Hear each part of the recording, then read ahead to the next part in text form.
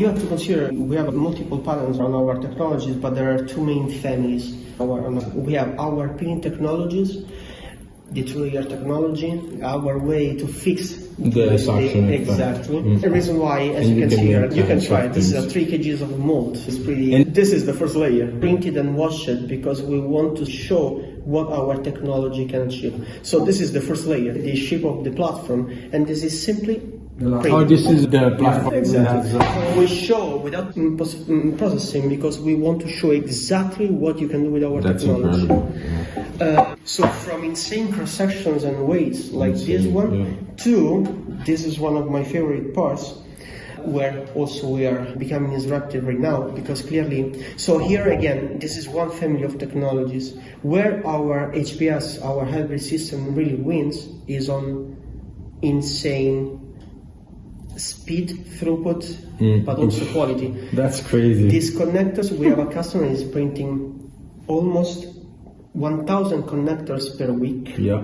You can run easily 3-4 platforms with 100 connectors per day. What material is that? This is ST45 from BSF from Marketplace right now. It's DSM? It's also forward diameter. But the real challenge, look the micro holes in this direction through the other side. It's incredible, yeah. This is the effect of our laser. So clearly when you have 50 microns like laser, it's incredible you can do it that fast. Exactly. Because in Vision Tech it did, but I guess it used to take so long, right? Exactly. That's exactly the value proposition. So we are pushing those technologies. When I told you we love prototyping, but this company is not for prototyping because our technologies are not designed to that type of applications. We want and we are only on the industrial side of our industry. So because our technologies are speaking this language, are telling this story. This is also another, you can see here, in my opinion, this is another, look the wall thickness. This is made only with the laser at that point. Wow. Wow.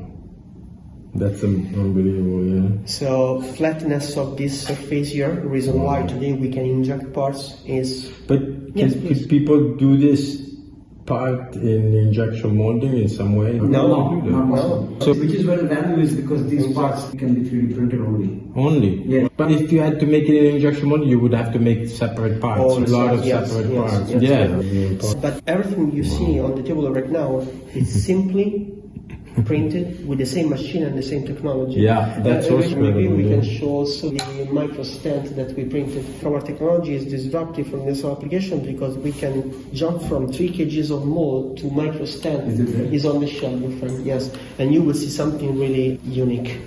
I'm a civil engineer, so a lot of technology more than other stuff. So yeah, pretty impressive. And I guess that's why you're seeing so much demand because no other technology can do this, obviously. This is something that people actually need. I don't think this industry, it's time for this industry to think in a completely different way. We saw in the past few years sort of consolidation. The reality is that, thank you. So from 3 kgs of mold to this application here. Yeah. Wow, that's super. Can I? Yeah. Of course, absolutely. Wow. With the same technology and the same printer, yes. What material is this? This is matte white 3 systems. Okay, but it's not a flexible material. So it's flexible. Exactly. We also have flexible materials in our portfolio. We have from both Loctite and elastomers. Elastomers. Yes, exactly.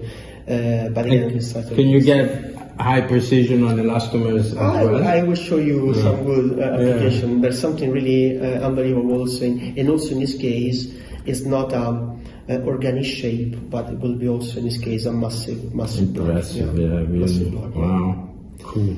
So long story short, COVID, new patents with a good friend and also common friend that I met during the next bench. I remember when I met your colleague, I think before you, and we talked at Fornex, I think, or at a show in 2020, and you were just starting a new company, and I was thinking, oh man, you're crazy. Yes, I am. Yes, I am. Another one starting a new company with a new technology. and yes, it's true. So, I mean, it was impressive, and they were really excited. I remember talking to Praveen, and they were super yeah, excited about it. But I was like, oh my god, I hope it works out. So we incubated a small friends and family round, 2021. So that's the reason why today we are also celebrating 5 years of our company. May 1st, 2021, after the friends and family seed round, we started the development of our technology. In 2 years, 2023, our go-to-market together with a Series A round with the Herzog family, the founder of the Concept Laser. Herzog, right? They also invest? They are the main investor of our company at this stage. Okay. I'm really grateful. They're also investing in that lick in the RLP. That's another company. I said, oh man, you're crazy. Now they have a good technology. A lot of people saying that the HPS was impossible. So now we are working to make the company sustainable. A serious company. We are a multinational company with 2 facilities, more than 60 installations worldwide, but we want to be only 20 because our goal, we want to be sure that we are capable to service our customers today and tomorrow.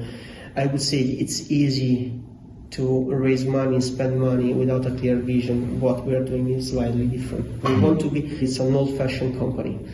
We grow together with our revenue, we grow together with our install base, together with our customers. But again, I want to be honest with you, the value of this company is the 20 guys that you will see. They are the best team that today you can find in this industry, so almost genius. So you explained to me that from here you assemble the machines. Yes, sir. And you ship worldwide. This company here, this is only a subsidiary. This entity here has only one customer. And it's our company in the US. As incorporation, we place the order following our forecast. This entity here makes for us all the printers we need. Only in case we have customers here in Europe, we ship directly from Europe and we service clearly. You can imagine that we have R&D in both the United States and Italy. We have a manufacturing center here. We have marketing communication only in the United States, and the main warehouse is there. But again, this one is only our manufacturing center. I know, a difficult question. And since I have 3D printers now, I play with them, and I've become painfully aware that it doesn't always go like you want. These are incredibly complex machines. They're factories, and people think, oh yeah, press print. You can achieve incredible things, but to think that you can always achieve that with never having a problem is wishful thinking. How do you handle that? It's not a tough question. This is the value proposition of our company. Remember what I told you a few minutes ago. I didn't share in other companies I founded the vision and the direction of 3D printing. This company is completely different. This company wants to grow in services together with our install base, because also the best machine in the world can have problems. We are selling hardware. The quality of a company is not only in the quality of the products that the company is selling, it's in the capacity of a company to service their customers. Today, our company, at least the reputation of our company, is so high in the industry because the success of this company is not based on a fundraising or a Series B or C or D or E. It's based on the success of our customers. One of the most important numbers of our company, Rajiv, today 60% of our customers, after only 3 years, have multiple printers, multiple installations in-house.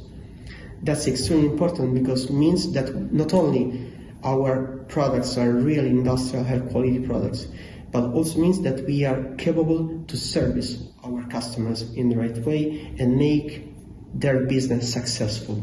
That's our value. This company is based on application and is based on the ROI of our customers, not in our capacity to raise money. You were talking about you can track a lot of what's happening with your machines. Yes. In this industry, there are two main business models. You are an open platform, so sell my product and buy products everywhere you want, or you are a closed system. You have to use my printer, the printer has to be connected, you have to buy materials from here. Also, our business model together with our light engine is hybrid. Our system is open. You have the freedom to do what you want with our printers, but it's also closed.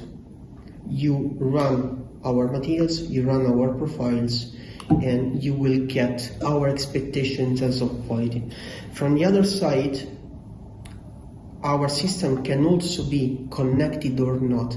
If you want to connect your device directly to the internet, completely for free, you can track the quality of your service. Every day we see all the printers connected. Every single printer has telemetry services. We can't have access because they are completely encrypted. So we don't know what you are printing, but we can know if your printer is running properly. And if it doesn't work or we see something strange, if you don't see the issue, we are used to implement preventive or predictive maintenance to make the business of our customer productive. Reason why today we have customers with 4 or 5 units installed with an insane productivity, but we have customers that today are printing 50,000 connectors per year with 1 unit.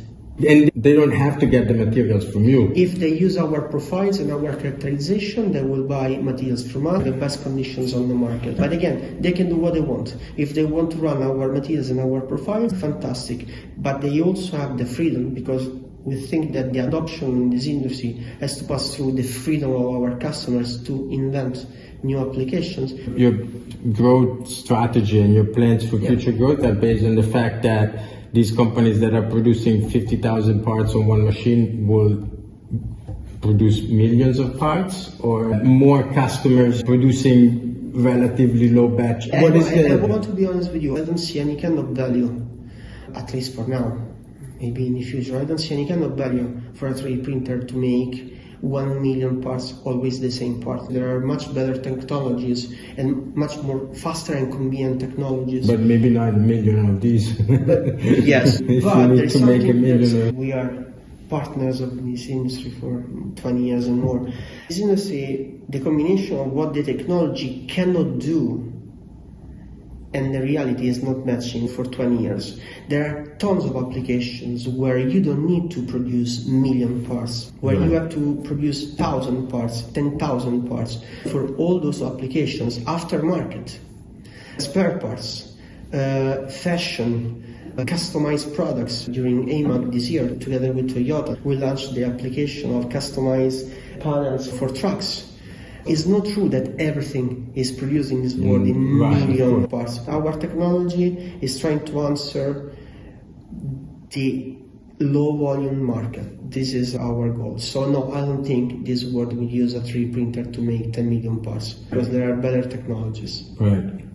But do you envision companies eventually having, I don't know, 50 This is Axtra machine? We are a young company, so we started our commercial just 3 years ago, and today we have customers with 4, 5 printers in total. One of our most important customers today. Their business model is unbelievable, and we are really grateful. If they have an issue with our printer, our value proposition is we will be there in hours, not days. Is this kind of, is service handled through, do you have partners, local partners, or no, that's a very, no, that in terms of sales, yes, we work with partners. We have resellers in the United States, in Europe, in Japan. But for the first 3 years, and at least for the next 2 years, every single printer is installed by Axtra, our team, and is serviced by our team, because in this industry is a matter of reputation. We want to be sure that every single customer can achieve the best from our technology. The reason why we don't allow our partners to install or service our devices. No, it's always made by Axtra. In terms of the commercial strategy, people buy the machine outright. Yes, it's a CapEx investment. Yes, it's a CapEx investment. Yes. And it's one model now. It's one- evolved, one- but you only it's sell evolved one in model. 3 years, but it's one model. Lumia We have X1. done metal model and industrial model. Oh, okay. Okay. In conclusion, what do you see the next 5 years for you and for additive in light of everything that's happening globally? Regarding the additive manufacturing, what we see right now is natural. This industry will struggle for a few months or years, but it's natural, and I'm sure that this industry will become a real industry. So no more start-uppers and VCs based on fundraising. This industry will become a real industry capable to serve the real world and the real customers. So I'm really positive for the future of this industry. It will become day by day more a serious application, like a CNC company, in my opinion, the final destination of our industry. Regarding Axtra 3 is what you will see in a while, the trees. I want to see this company growing in a stable way.